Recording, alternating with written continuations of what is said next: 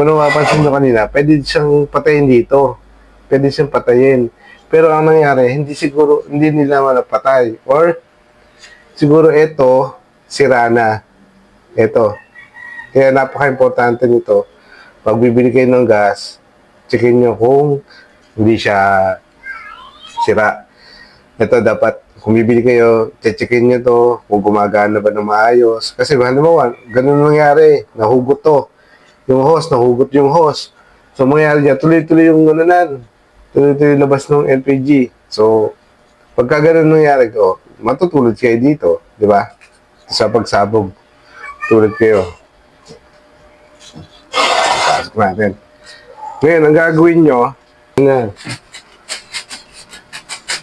lumabas yung gas. Huwag labas ng gas. Yan, baba mo lang dyan. Ganun mo. Kahit wala kang nakikita, kasi gas nga siya, invisible siya, hindi siya nakikita.